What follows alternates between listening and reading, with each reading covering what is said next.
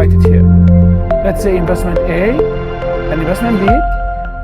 We are going to look at the risk of the investment, and then we are going to look at the returns of these investments. So in order for us to understand the risk, there are two things we're going to look at. Please, the laptops. Suraya, we have started. So we're going to look at the risk. We said there are two measures of risk. There is standard deviation and there is beta. So looking at the risk of A, let's assume that the beta, here we're going to study the beta. The beta of A is 1.0. What does that tell you? That means A is moving exactly with the market. If the market goes up 5%, A will go up 5%. If the market goes down, A will go down. A is copying the market. A is exactly like the market. Whatever happens in the market is going to happen to investment A. Investment B has a beta of, let's say, 1.2. What does that tell us? Investment B is more volatile. It's higher risk. It's 20% more volatile than the market. So investment B is higher risk. That is beta. Beta tells us how sensitive or how much risk there is in an investment. Now, what is the return? Looking at the returns, the profit generated, the returns of the portfolio, what is the returns of portfolio A? We can quickly assume or predict the return of portfolio A. If it has the same risk like the market, then portfolio A will have the same return like the market. The market is the index, the basket of goods, a basket of stocks. So let's say the whole market this year made 5% return. And portfolio A has a beta of 1, so it is exactly like the market. That means its return are going to be exactly like the market. So if the market is getting us a return of 5%, then I know the return of A should be 5%. Because it has a beta of 1. That means A is the same risk profile like the market, therefore it has to bring the same return like the market. When you have the same risk profile like the market, you have a beta of 1, then you should have the same returns like the market. That's A. For portfolio B, the risk is higher, 1.2. That means, can I assume 5% return for B? No. That's not good. If B gets me 5%, B has failed. Why? Because B is higher risk. It should bring me higher return. So 5% assumption, this is not good. I should assume, I don't know, maybe 7%? Well, let's say 8%, whatever it is. Let's say B brings me 8% return. Good. So now it starts to make sense. B is higher risk. Therefore, B is going to bring me a higher return. You get the concept of beta? So beta is the higher risk. Now, since B got me a higher return than the market was 5%, B got me 8%, that means B has outperformed the market. It has beaten the market. By how much? By 3%. That is alpha. Because you beat the market, when you beat the market, when you outperform, that's the term CISI uses in the exam, when you outperform the market, the index, the benchmark, whatever it is you are comparing yourself, when you beat the market and outperform it, you have achieved alpha. In this case, we beat the market by 3%. This is our alpha. Our alpha is 3%. Positive alpha of 3%. Because we outperformed the market. By the way, this alpha was invented by a guy called Jensen. He was a hedge fund manager. So if you see in the exam Jensen's alpha, please don't panic. Because I have a student who panicked a while ago. He said, I saw the word Jensen's alpha. I've never heard of this before. It's the same, it's alpha. But they call it Jensen's alpha because Mr. Jensen is the one who invented it. Right. Continuing here, let's look at the same example again. Let's say, as an investor, let's say the market return was 5%. The market was getting me 5%. In this example, we're just making assumptions. As an investor, before you invest, you've got two choices. We talked about them yesterday. What are the two choices for an investor? Before he invests in anything, what are his two choices? Capital guarantee and No, that's the returns. You can get an income return or a capital return. What is these two choices? No. Fixed return. If you have money in your pocket and you want to invest it, there are two broad investments that you can put it in. What are they? Fixed returns or rate. It depends on the risk appetite first. You have a risk-free investment, you take no risk, or you take risk. What is the risk-free? No. What is the risk? Treasury bills. Treasury bill, not cash deposits. Treasury, which are just like cash. Treasury bills, government bonds. These are the risk-free investments. So anytime, any bank, your bank have cash deposits from your customers' liabilities. What are they going to do with these cash? The bank has two choices. Either the bank puts that cash in treasury bills, gets 2%, or they lend it. But by lending, the bank is taking risk. Therefore, the bank will not lend at 2%. They will lend at 5, at 6, at 7, at 10%.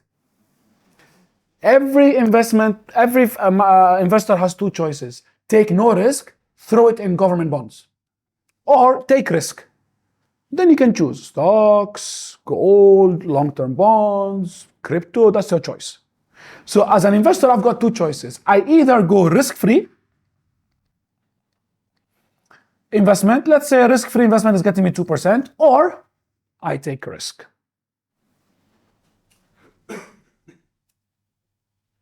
Now, from the previous example, we said there are two investments, A and B.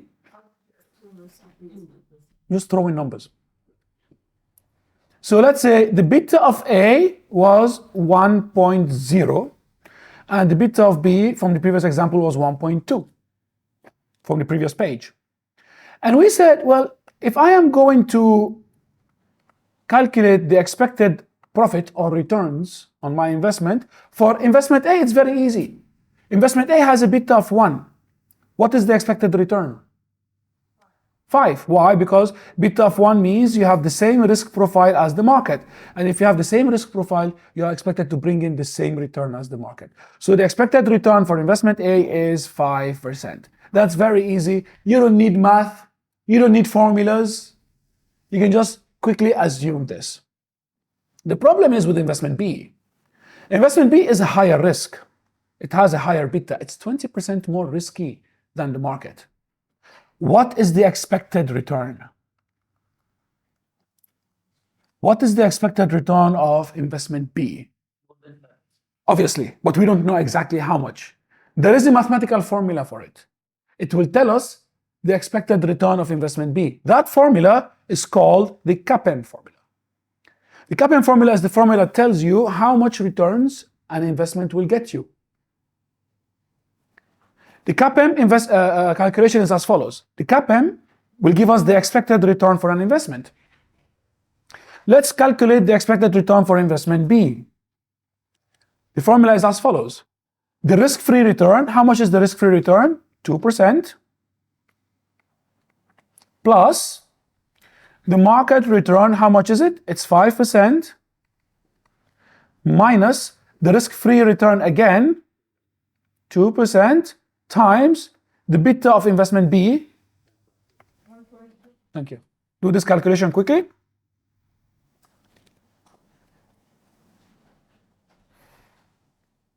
So we start with the brackets, 5 minus 2, that gives us 3, right? 3 times 1.2, that's 3.6. So it's 2 plus 3.6, that's going to give us 5. Exactly. So this is the expected return of investment B, 5.6%, which just like Khalid said, it is above 5. So this formula, CAPM, tells us how much return we can expect from an investment. So this investment B gives us a return of 5.6, which is higher than 5. And that makes sense because it has a higher beta, it has a higher risk. If you have a higher risk profile, you should get me a higher return. That's CAPM. This is clear so far. Now, of course, we also give you another example here. In the exam, CSI will not tell you the risk-free rate is 2%. In the exam, CSI will say treasury bills are giving you 2%. Because CSI expects you to know, when they say treasury bills, they expect you to know that that is the risk-free investment. Now, there are people who, what is the problem with CAPM? There are people who criticize CAPM, this formula. What is the criticism? What is the weakness of this formula? People say it's amazing. It is able to predict the return of an investment for me. It's good, yes. We still use it. It's over 50 years old. It was invented in 1961. But we still use it after more than 50 or 60 years. What's the problem with this? Market return is not guaranteed. Beta, No, the market return is, what's the problem with the beta? volatility. It is volatility, but it's a good thing. The problem with it is investments are not, what is the beta? Beta is how sensitive you are to the market. Yeah, but there are many things that influence an investment. Interest rate changes, inflation, currency changes, GDP. All of these are factors that affect an investment. But we don't see them here. The only risk we see in CAPM is the beta risk, which is the sensitivity towards the market. Where is the sensitivity towards interest rate? What is the sensitivity towards inflation? On FX? It's not in this formula. So that's why academics and investors came up with a new formula, which is very similar to CAPM. You only add new risks. You add interest risk to it, you add inflation risk to it, and any other risk you want to put. That new formula is called the APT. The APT is just the CAPM plus more risk factors.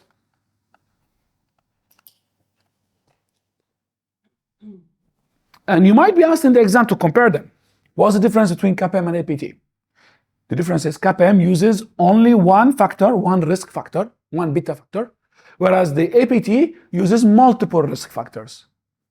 And to some investors, once you start considering multiple risks, you start having a better idea about the expected returns of an investment. So you see, APT takes into consideration more factors than CAPM. These factors can include any economic factor you want to add there, you can add. APT assumes the following. Anybody who uses the APT formula assumes or believes in three things. He believes or she believes that the markets are price efficient. What does that mean? It means the current price of that investment in the market is the fair price. There is no mispricing in the market. Also, you believe that investors can short sell securities. And you believe that these factors you are going to consider, inflation factor, industrial production factor, interest rate factors, you believe that all of these factors in the formula are not correlated. They don't influence each other. These are the three assumptions for anybody who uses the APT formula. You believe that the market is efficient, that means prices are fair, there is no mispricing. You believe that the investors can short sell, and you believe that the factors are not correlated.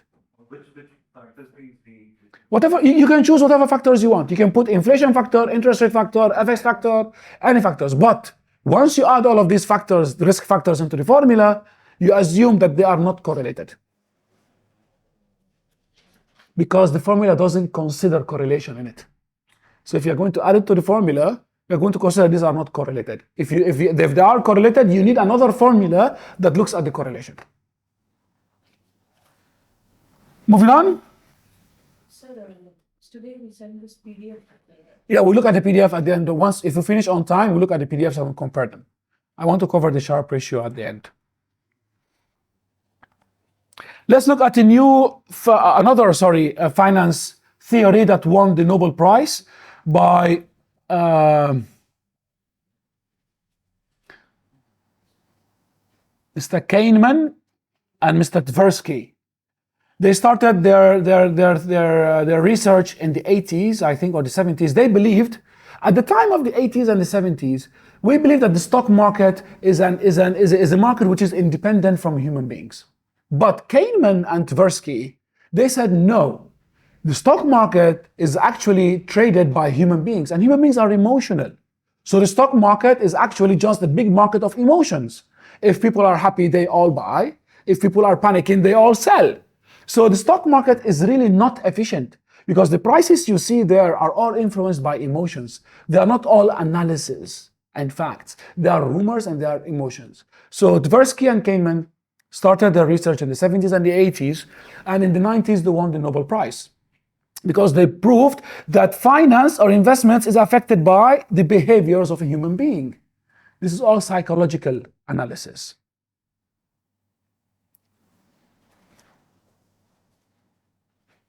So they said there are several factors that affect the psychology in the market, that affect the investors.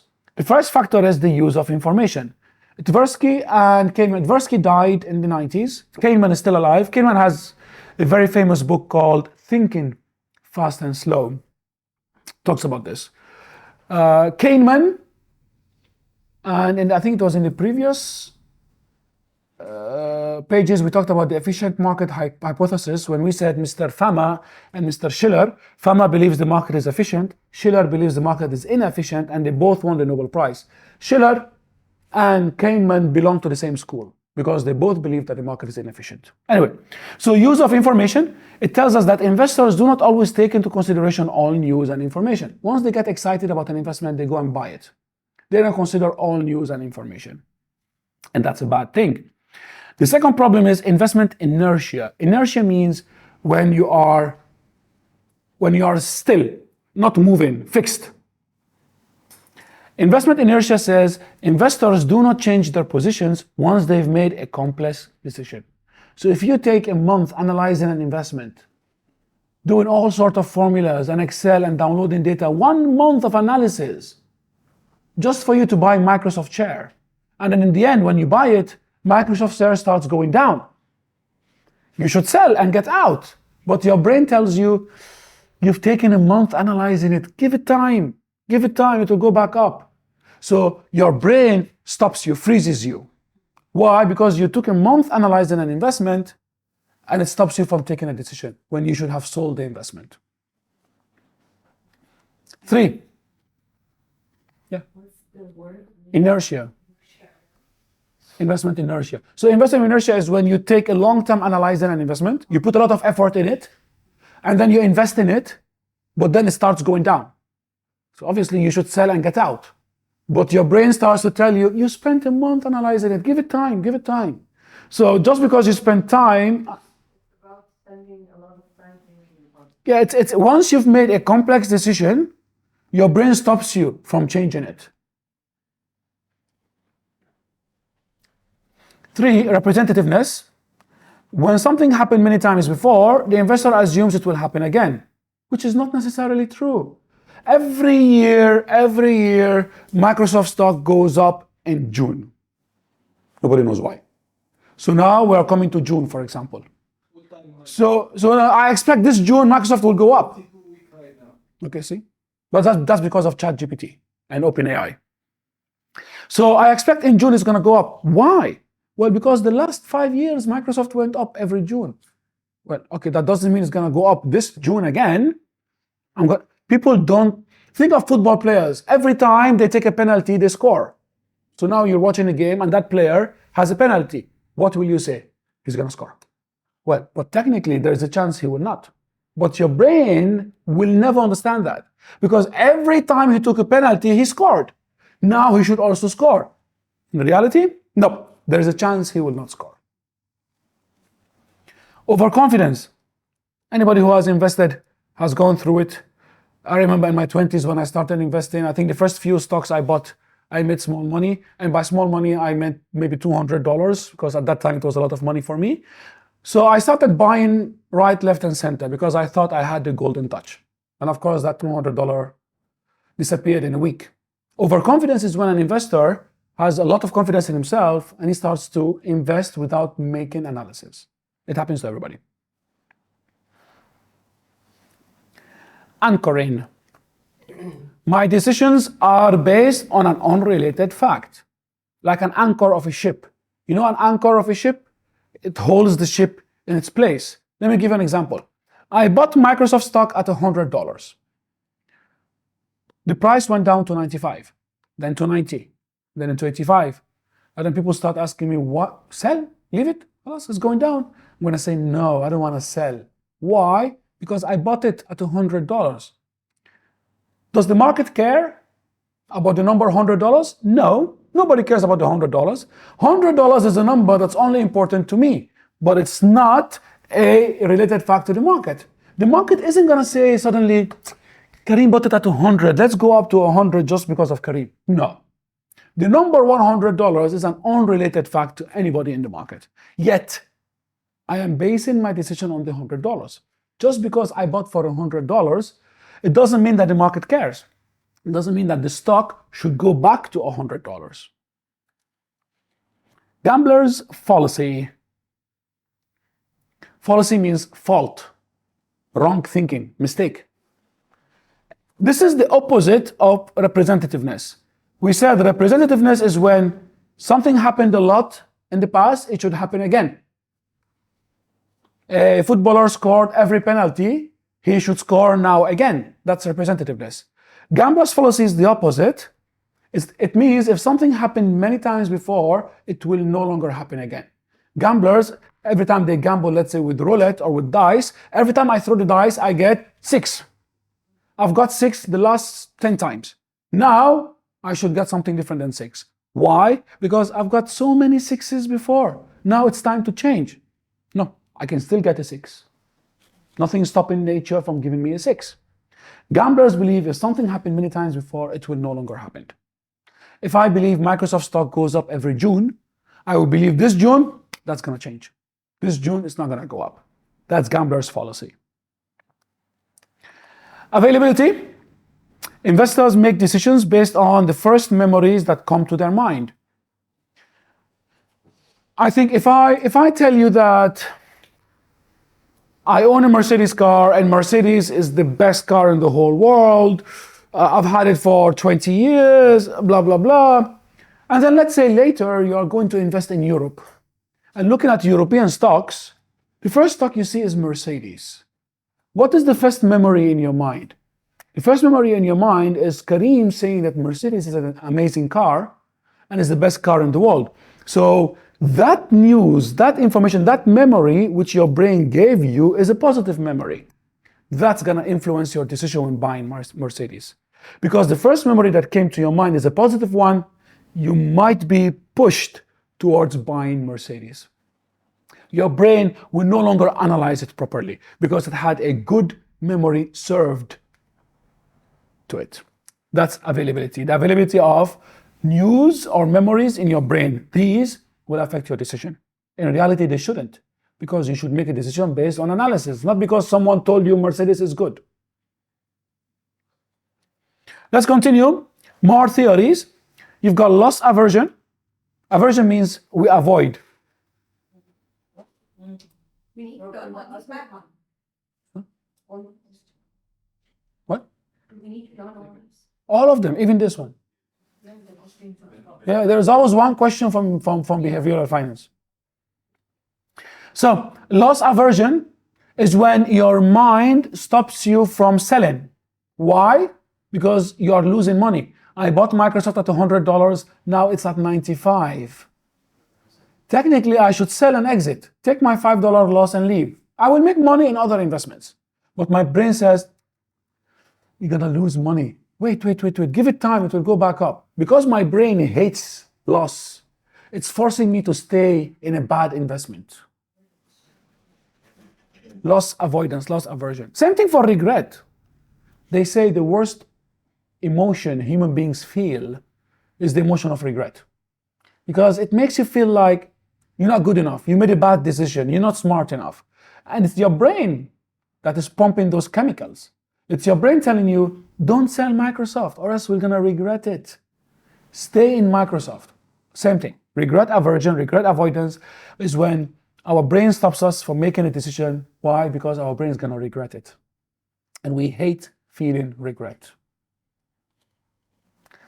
Mental accounting. This is a fun one. Let's say, I think the usual example I give on mental accounting, let's say you work all year, you save money, you want to invest, and then at the end of the year, let's say you have $10,000 to invest. And you want to invest it, you want to take risk, you believe that in order to grow, you need to take some risk. So you want to risk this $10,000 in the market, in an investment. And then somebody comes to you and says, so this $10,000 is my savings, and then somebody comes to you and says, you know what, Kareem, here's $10,000 gift. I don't have anybody in my life who's going to give me $10,000 as a gift. I don't think even my wife loves me that much. Still, if somebody comes to you and gives you a $10,000 gift, which one of these two $10,000 are you going to risk in the market? That's mental accounting, and that's a fault in our brains. Why is that a fault in our brains? Why is that a fault in the brain? Why would I always risk the $10,000 gift? Because some people say, I didn't work. You did not work on it. Thank you. But that's a fault in the brain. You are still not finding the fault in your brains. It's a fault in the brain. It's the same money, and it's both mine, and they are both in my account. Why is this $10,000 different than that? Because we got it easy. We got it working. It doesn't matter. They are both in the account, they are both mine, they are both ready. Why is one different than the other? Because that is a gift. I will not. They are both, just because I invest this $10,000, it doesn't mean the market's gonna go up. No. In the end, if I remove this $10,000 are the same money. Yeah. So why is one different than the other? It's not, it shouldn't be.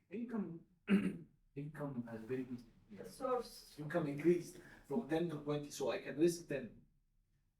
Yeah, but which 10? But you are all saying you're gonna risk this 10, the one on the right. Thank you. That's the point. In the end, they are both the same amounts. And none of them should be different. Same amount, both mine, both in the account.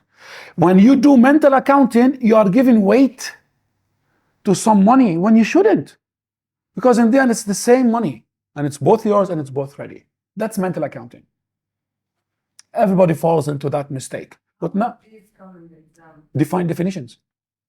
If an investor believes an investment is gonna, something happened in the past is gonna repeat again, what's that called? Representative. Representative. So easy to memorize. Oh yes. 100%. There's always one question on behavioral finance. And then finally, information and noise traders. This is the easiest. A noise trader is a trader who trades based on rumors. Should we be noise traders? No. We should never be noise traders because noise traders trade based on rumors. What should we be? We should all be information traders because information traders trade based on analysis of information and facts. We should not be noise traders. Noise traders, this is a bad way to invest. We should all be information traders.